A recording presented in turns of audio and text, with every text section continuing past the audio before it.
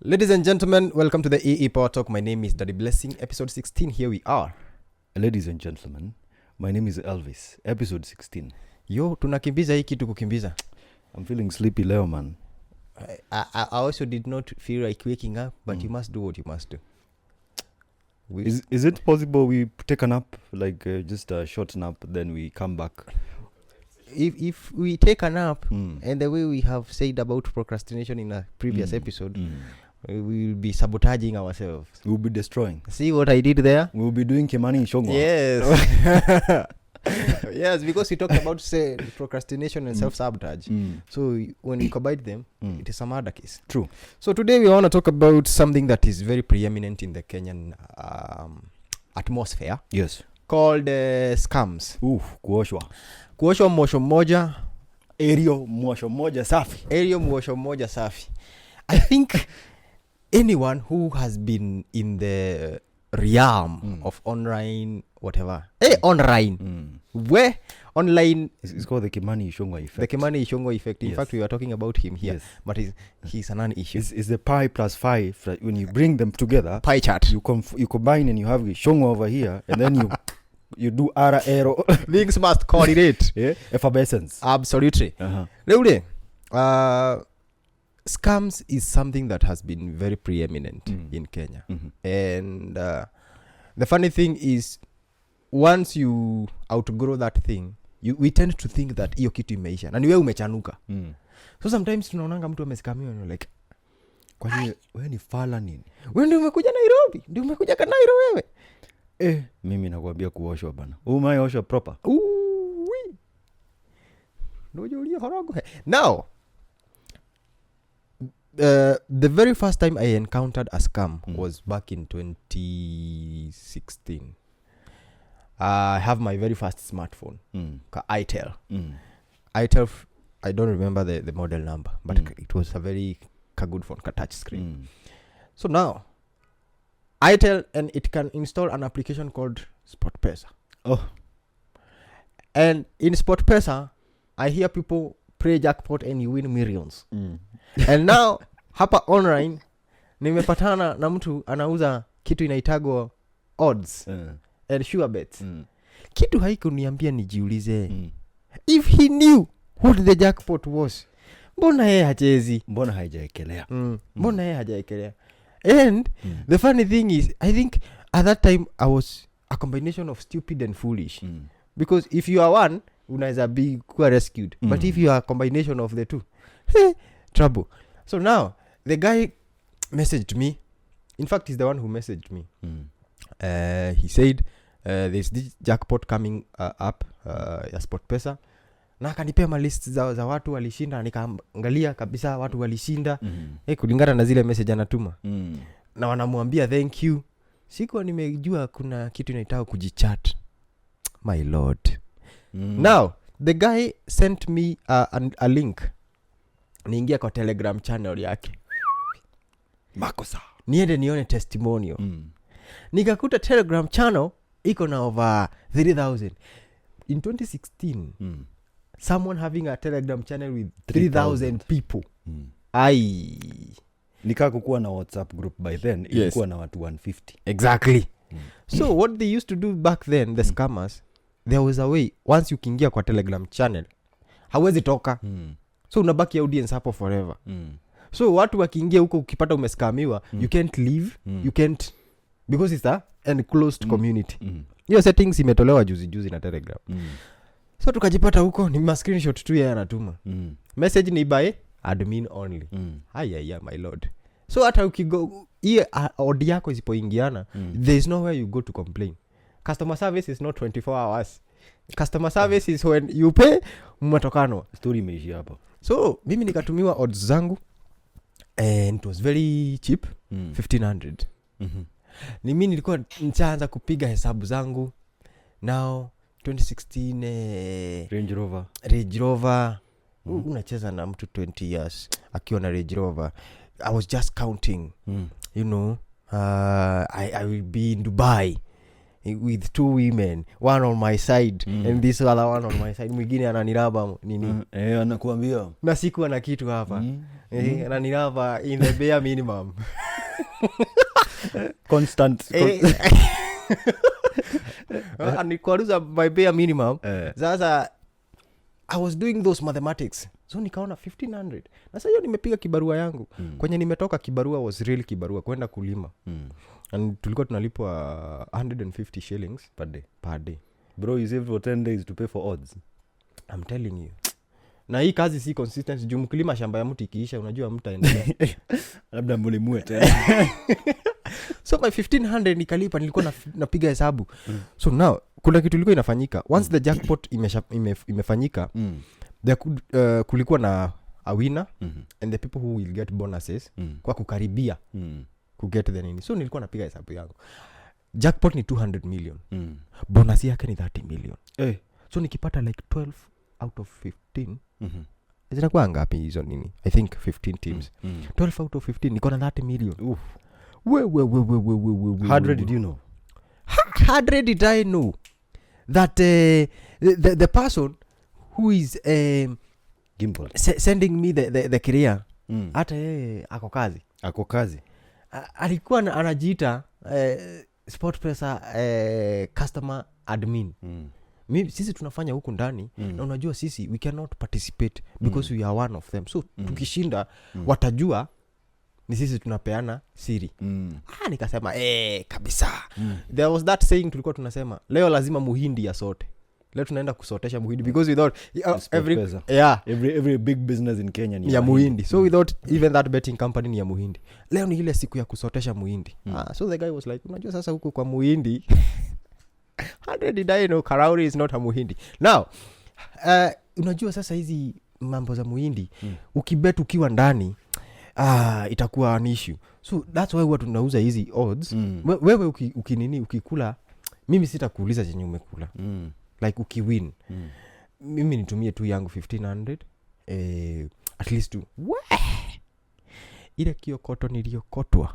I think out of the teams na zile odds alikuwa amenipea hiyo time akukua over 0.5 sijui over what, ilikuwa kichwa draw ama kichwa. True. Yeah, only 3. Yes, kichwa draw ama kichwa. So nikaekelea kichwa draw hata kamoja ka mistake na umebuy odds. Hata kama I was depressed kwa sababu hiyo 1500 unajua kuna kitu zinakuwa personal sana. I wanted to upgrade my dressing code and because I wanted to impress someone. Ulikuwa unataka kununua Armani. Kuna kiatu, si kiatu, kuna trouser ilikuwa inaitwa Savco. Those who remember Savco. Ilikuwa na mifuko kubwa. So I wanted to buy that na kiatu ilikuwa inaitwa Reebok. Nimeziona. Yes. Utokee na swaga. Yes, na swaga. Na kile kivesti kikubwa. Utokee kwa vicinity ukienda kama 50 cent. Nikae 50 cent. Unatembea hivi. Na zote zilikuwa thrifted aka Mtuba. So nilikuwa nimepiga hesabu zangu, hiyo pesa yote itaingia. Reebok ya 500, Savco ni 800. Na t-shirt nitapata mavest za so nichukue vest kama 4. Nitakuwa sorted. Pesa yangu yote na Savco yangu. You lost a lot of money in that. Sikuwa iongelesha. At that time I was staying at my mom's place. Tulikuwa tunapitana na wao hivi. Because losing 1500 zenye umesavia for 10 days na ni hard labor. Hii yenye unajua hii pesa nitaipata. Season ya kulima ikiisha imeisha. Una get? Season ya kupalilia ikiisha imeisha. And zinakuwa zimengojewa. Plus kwa hizo kazi, the funny thing huko ushago, kuna watu wenye wanajulikana wanafanyanga hizo.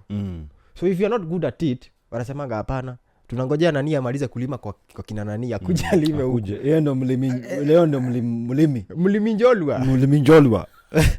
So you can imagine all that hard labor. My 1500 went. I got depressed. For real. I got depressed.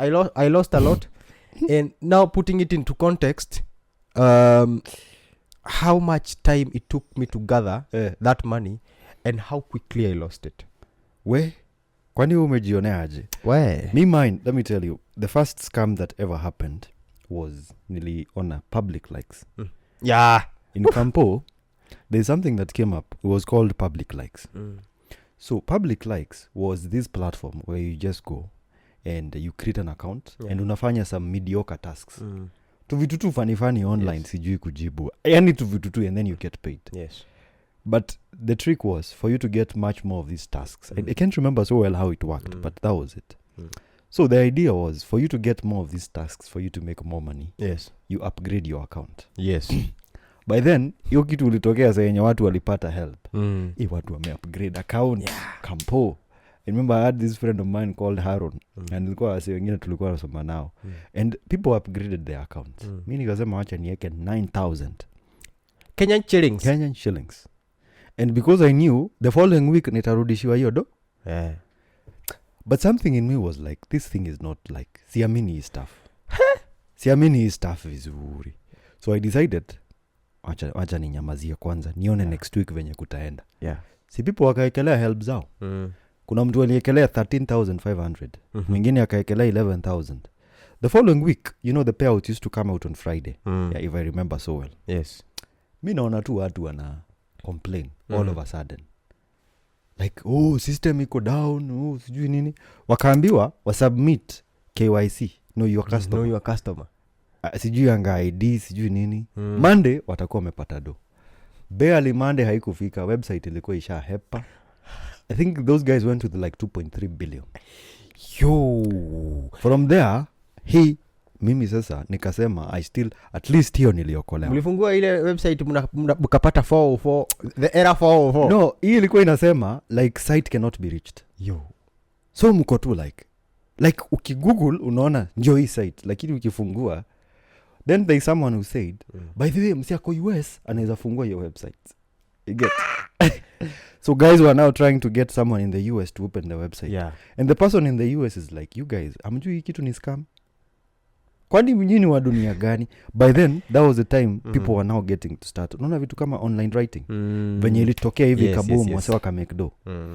That was when those things were actually coming up. Then, mimi nikakutana na kitu ingine. Na ujue, being crazy for money is stupid. Nikakutana na kitu inaitwa binary options. Bot. Nunua bot.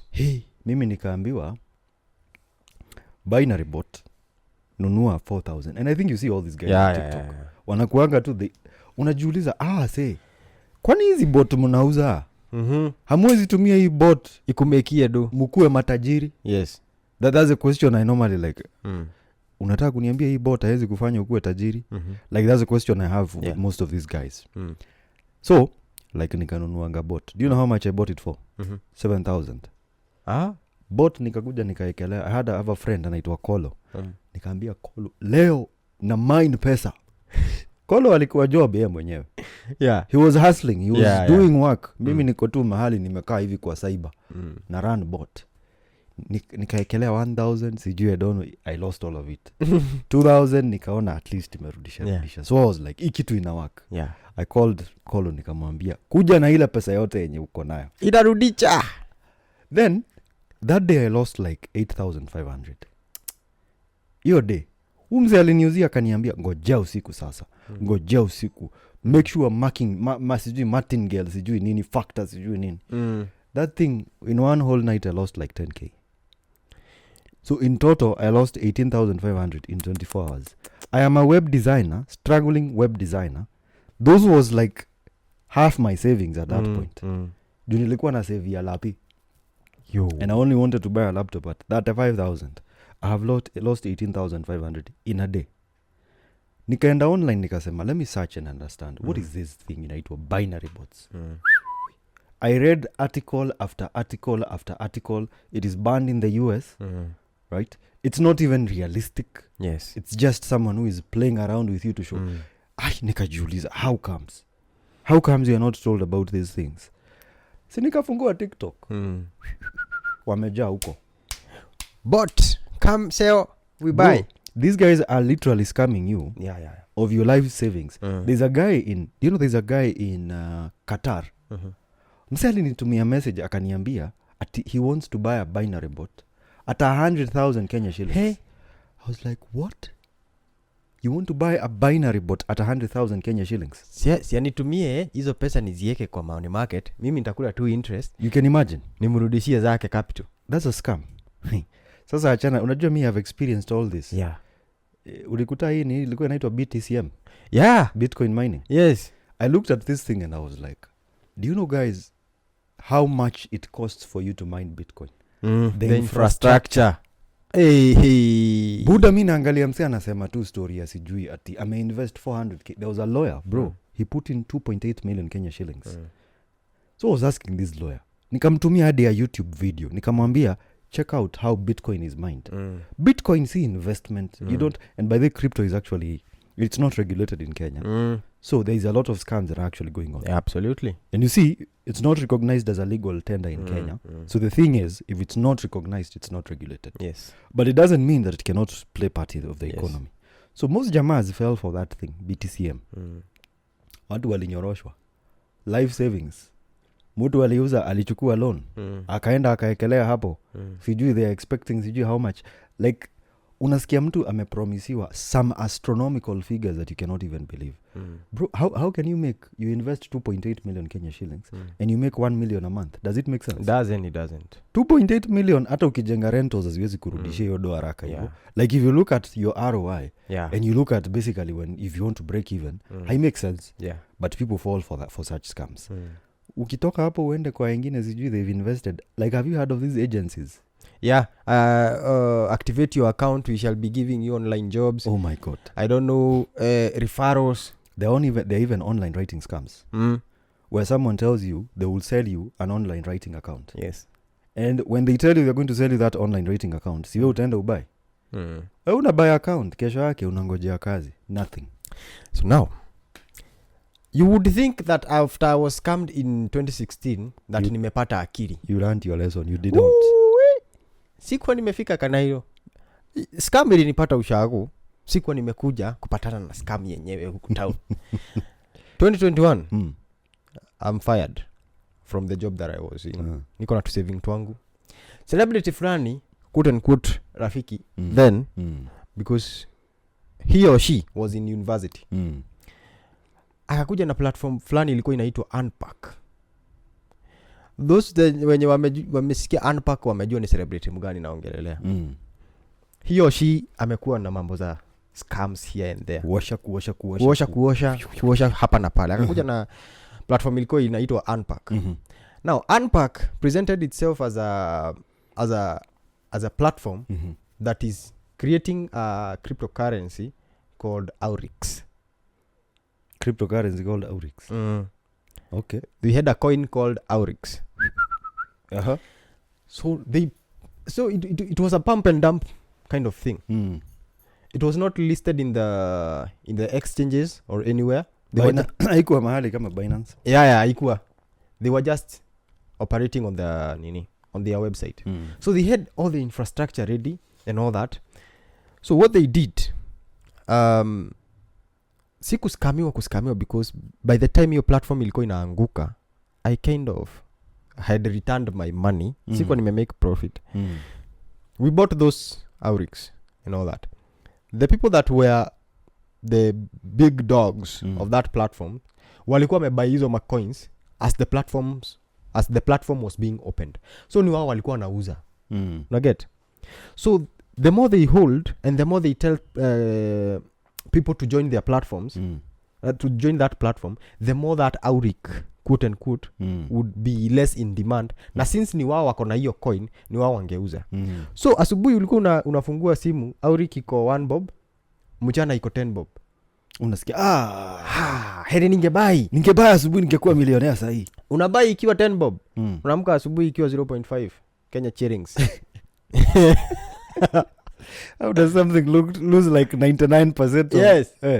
So they did like that. Mimi nikaekelea 5,000.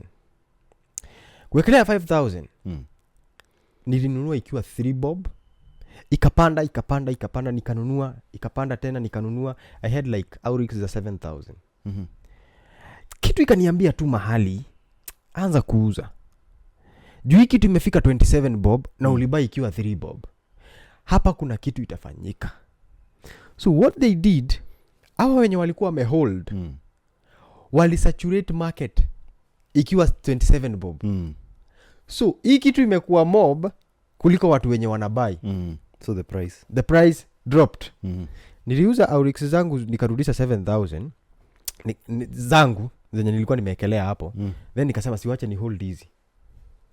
Kitu ilishuka ikashuka. Then the celebrity next day akatupostia amebai Nissan Juke. What?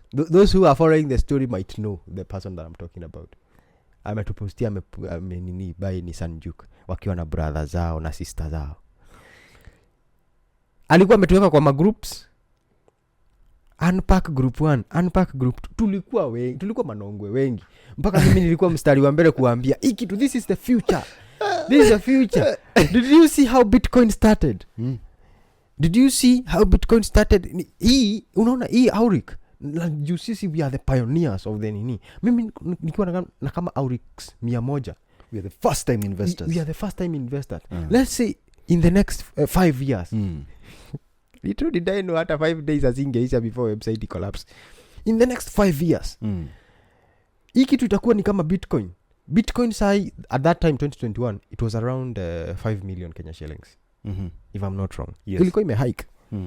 Bitcoin sai ni 5 million Kenya shillings. Na ilianza wapi? Kuna time Bitcoin ilikuwa equivalent to 1 Kenya shillings. Agalia sasa. Ukiwa na 100 times acha tuseme iende sana juu kuna zile mabig mabuda zitawahi toka kama Ethereum haitawahi toka hapo. There's something I hate about Kenyan conversations. Yes. Is such conversations. Because those conversations can really be deceitful. Exactly. Wacha tuseme hata haitaenda sana, haitafikia Ethereum, haitafikia hizo Dogecoin. Iende mahali ijieke tu like the African special coin it is.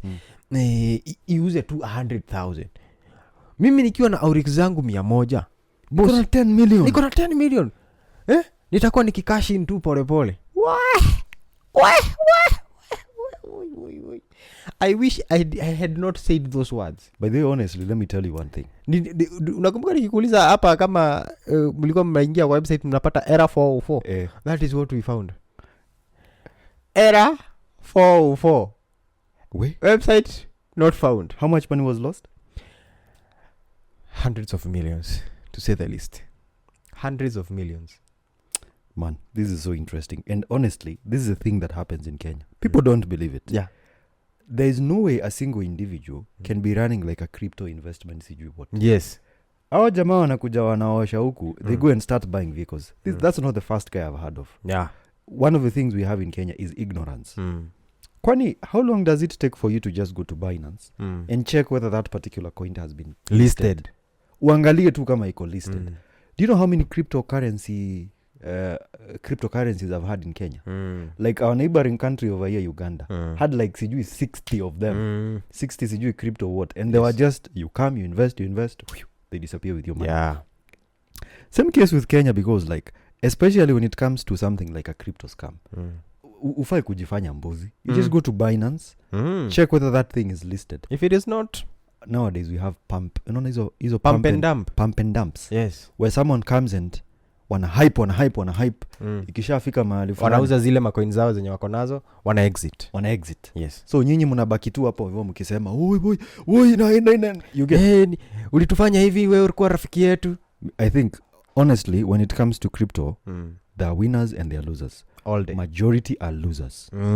Like niliangalia, I was watching a documentary on YouTube by a guy called James Journey, speaking about easy stories of stocks. Yes. You know, you can also pump and dump stocks. Absolutely. Very easily. Yeah. Like now he was saying that people believe in something so much that they tend to be stupid by it. Unakuta mse, you believe that if you invest your money, if you put all your money over here, at one day, itakuwa sijui imefika wapi. Yes. And people are, like someone even told the parents to put in 1.5 million Kenya shillings. Unakuta mzazi amelose all that money in a crypto sijui scam. One of the most recent scams, ulichekia mother fulani alihepa na 300 them. But she was arrested, yeah? Yeah, she was. Hey bro, kwani how weird can people be? You know, it doesn't make sense taking 8.5 million Kenya shillings and giving it to a person. And giving it to a person as compared to, by this sometimes we, in as much as we go to school and get education, we're still stupid when it comes to life. Like, bro, 8.5 million Kenya shillings. Yes. Put it in treasury bonds. Yeah. The most Ni secure bonds ama form. ni bills ama ni Treasury bills and bonds. like, I'm trying to think of, don't we have money market funds? Yes. Don't we even have other things that you can do? I was assuming like this person, one of the biggest problems I've been having right now is getting investors. Like I have these, right now we are speaking about co-working spaces. Yes. Do you know if you went and sold the same idea to people and told them that I want to build this co-working space in Westlands, it's going to cost me like 20 million. I'd like you to invest for a specific share of this particular business and a monthly return. Rarely will people agree to that. Yeah. But akisikia mahali pesa inakuja haraka, they will go to that. Even real estate. So monadi watu wanaoshangwa tu every day. Unabai shamba, you lose your money. Kwanza, like, but one of the things I hate nowadays is I tell people, ukikuta mtu online and they are selling something, it's not mandatory that you buy it. Yes. It is not mandatory that you buy it. Like, it's easy nowadays to scam someone because watu wengi, they don't do some due diligence. Due diligence, unaambia mtu tu they can make 50,000 in a day. Haezi fikiria mara mbili, anafikiria that 50,000. It's the problem of being loyal to online names. Of course. There's something about when you follow someone, and it affects us all. Even with the emergence of these gadgets and all that, you feel like you have a relationship with this person. Una feeling nika unamjua. At the end of the day, anakunyorosha proper. Anakuokota kiokoto moja international. Unashindangwa, ule ni daddy blessing moja tulikuwa tunaona. Even these celebrities. Yes. Bro, like I've seen some of them even starting crypto exchanges. Yeah. And I'm like, what the hell? Ukifungua hiyo crypto exchange yenye unaambiwa, you look at it and you're like, Jesus Christ. It's because sometimes wanafika mahali wanaona, I have been loyal to my followers sana na naumia mimi huko. I saw there was this, I don't want to mention name, he's a comedian. Yes. One day, and you see, as a content creator, don't allow your broke mindset to run you. Yes. There's this content creator and there's even a lady who was doing that. Like, unaona ati anaambia watu ati sijui if you invest in this utapewa return ya sijui 36,000 and I was like, Jesus Christ, in a day. Like, she was telling you that if you invest 1,000 you get 2,000, and I was like, why would you do something like that to ruin your brand? 100% return, bro. Like, wanatumiwa. You see, the easiest way for you to sell your product nowadays is getting an influencer. I always get me ushinda tu nikiambiwa na wase wa betting all the time. I have never marketed anything to do with betting. I don't even touch betting, forex, anything, alcohol, hizo sigu zangi. So I happen to be scrolling TikTok. Naona umse, mbona naongea stories za sijui investing 1,000 and getting 20,000 at the end. And I realized it was a scam. But who mtu, they don't care about that. They care that they made money. They made money. Wakakaa maisha yao. And that's the problem now. When we have people who are hungry because they want to sustain first of all a certain lifestyle. Hiyo ndio inafanyanga watu watwangwe huku nje because wanapiga hesabu. I have a following of 100,000 fools. So what will I do? I will scam them all kwa sababu hawatumii akili. I will sell them to the highest bidder. Yes, I will sell them to the highest bidder kwa sababu nikikaa na wao hapa, my loyalty to them is not bringing me anything. Bro, even forex. Look at forex trading, how people are being scammed nowadays. But in the grand scheme of things, come to think of it, if you are only able to use your brain, being loyal to your audience is the biggest investment that you can ever do. Of course. Because when you are loyal to your audience and you are giving them quality. And here is something also we have to note, because those scams huwa zinasukumwa na celebrities that don't offer anything. Madam anafuatwa because of big nyash. Jamaa anafuatwa because of looks and all that. Of course. So the only way they can monetize this ni vitu zenye zina drive iyo agenda ya addiction, fantasy in the world. That's why they would advertise betting. That's why they would advertise alcohol. That's why they will advertise things that are enticing, you know. So now, when you are loyal to your audience and you're giving them value, treating it as an investment, itakuwa easy for you to, like how you sell courses. This someone is buying into value. Of course. They are not buying into promises. They are not buying into, unaona Bitcoin venye ilikuwa. hata mimi Elvis coin itakuwa hiyo coin yangu in 2 years time. Yes, I am telling you. Mimi siendi mahari, si niko hapa. By the way, there is that thing. Yeah. Kwani mimi naenda wapi? You guys, si niko hapa. One of this is what we refer to as human psychology. Yes. Words. You know, words are very powerful. And that is why we have the word like unaona spell. Yes. A spell is a curse. What do you do when you're pronouncing words? You spell them. Yes. You get that? Yeah. So I can convince you to buy something by just using my words. Yes. I get and tap into your emotions, into your human psychology, into your need. Yes. Have you ever seen how pastors get people to contribute for stupid things? Niliona mwingine akiuza misumari. Bro, there's another one who was, I don't want to mention him, but he's common. He was telling people, patie grimoja. Grimoja. Grimoja. Did you see that? Yeah. Patie weni patie grimoja. Inua simu network inakuja ya pesa. You see, the guy is clever because he knows that akikwambia umpatie grimoja ukose kumpatia utaibika. Yes. And because we're in a public place and we're in a public arena, you want to look like the king you are, like the prince, the princess, the queen. So you have to get down grimoja into your lazima na umpatie grimoja. It's the same thing with these celebrities. I tend to think, first of all, they lie to you. Yeah. Like I was looking at this other guy, I think I'll have to call him a bugger. You find someone starts selling a fake investment scheme. Yes. I met a guy literally, mimi nilikuwa kwa hoteli and I asked the guy, dude, mbona umeitawase hapa hivi? I think you've heard of network marketing. Hizi vitu zote.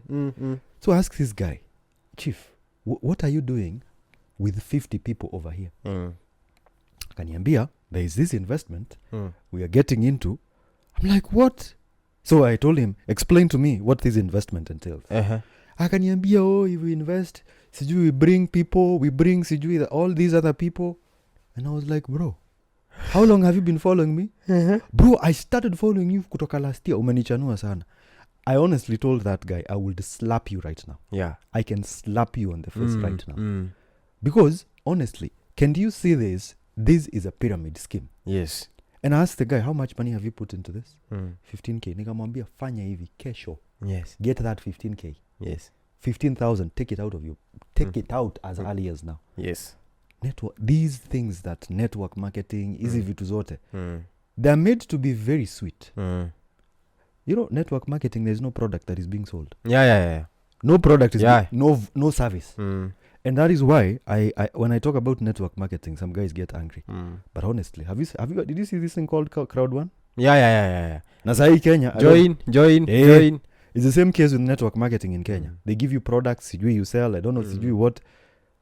Back then when we were in Campo, we also had something like that on network marketing. Yes. Do you know how many people lost money from all that stuff? When the thing collapsed. In as much as you want to make sales, people need to first understand. Don't buy into a scam. Abu angalia kama vitu kama forex signals. Yeah. In 2020, last year, I went to an event. It was this thing, forex, nini. At first I had resisted to go, but I went. And my, I have never felt in a wrong place. Yeah, una feeling out of place kwa sababu you're like, okay, I know the gimmicks. People out here, let me tell you one thing. If most people are just clever enough to first understand that most of these companies, most of these businesses are out here to make money from you. Yes. Why do you think these guys are very good with customer service? Like I remember people were cheering, let's make the money. And then I was like, Jesus Christ, the customer is nauko. Menta Kenodia. You get Menta Kenodia. Menta Kenodia. Menta. I think you've heard of that stuff. Yeah. And honestly, we'll call them scams because sasa if you lose money from that. And by the way, I think the cure to scams is first of all, be vigilant. Do your due diligence. Yes. How do you come and see someone selling an investment scheme online? Yes. Why haven't they done it themselves to make money from it? I tell people, the easiest way to be scammed or conned is when you're greedy. When you're greedy for money and when you don't want to work. Of course. The easiest and the fastest way to make money is to work with your hands. Work with your hands. Provide value. Provide value. You can be able to scale that and multiply that. But money that you're printing from thin air, let me tell you, there is no company yenye inakupenda sana ati they sit down and think about you. Now they want to bring money to you. Kwani wewe ni nani? Wewe si wao. They have opened that company to make money for themselves. There's something I told people. If you are online, remember online is a marketplace. You are either selling something or you are the product. People who buy something know themselves. People who go online to buy something, they know themselves. People who will come to your website or my website to buy a course, they know exactly, precisely, I'm going to buy a course on web design because I follow Elvis and I want to be a web designer.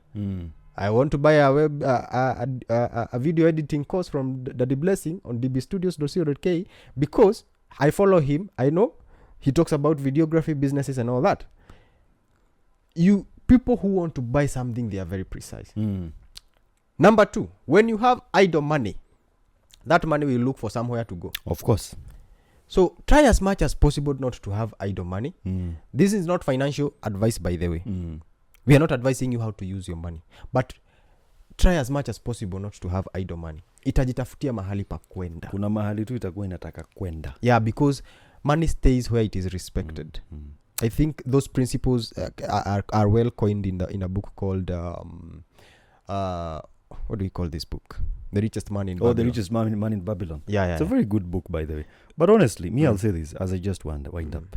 Don't be scammed. You're not stupid. You're a brilliant person. Yes. All you have to do is, first of all, think, what is this that I'm buying into? If someone is selling potatoes, yes, yeah, and you realize that potatoes can make you some money, you can go ahead and sell them. But if someone comes and starts telling you, I have this investment scheme that if you invest 1,000 today, tomorrow you get 2,000. How long does it take for potatoes to mature? Like 3 to 4 months. Most people want instant gratification. Yes. Instant results. 3 months is a long time for someone to wait. Yeah. But patience is key. Yes. That is why you find that the most patient people in the world today are actually going to they reap a lot. Yes. I heard someone recently say that young people need to be careful of how fast they become rich when they're young. Because now you are wealthy at 29. You have like 70 or 50 years to go. This wealth that you've gotten will make you stagnate probably. Yes. And probably if you've gotten this wealth illegally. Why do you think all of a sudden you're finding people with diseases huku hivi? I say that karma is a bitch. That 5 million that you've scammed, don't worry. You will pay for that. Yes. You start all of a sudden finding some weird stuff with your kids. Yes. You probably, like, I remember one time, I had this lady who was just crying because she lost a lot of money. Akasema, wewe mwenye alininyang'anya, may you not find peace. Yeah. Those are strong words. Those are strong words. And people, the funny thing is, people don't tend to believe that. And me, I fear. Mimi someone's money. Bro, I will not take your money. I will not take your money if I'm not providing value. If I'm not providing value. In fact, there is a time I always tell people, don't be afraid of taking money that you've not worked for. It is a blessing. Like I normally tell people that it would rather take me 30 days to create a website. Yes. Nilipwe 5,000. And you see, that instant need to scam people is one of the things I don't understand, especially in the content creation space, where you're finding that we are creating content to promote scams, to promote theft, to promote weird things that don't make sense. Yes. And my advice for you is be careful who you follow on social media. Be very careful. Yes. Someone might be selling you a scam and you don't know. Yes. But because you trust and believe in them, you buy into it.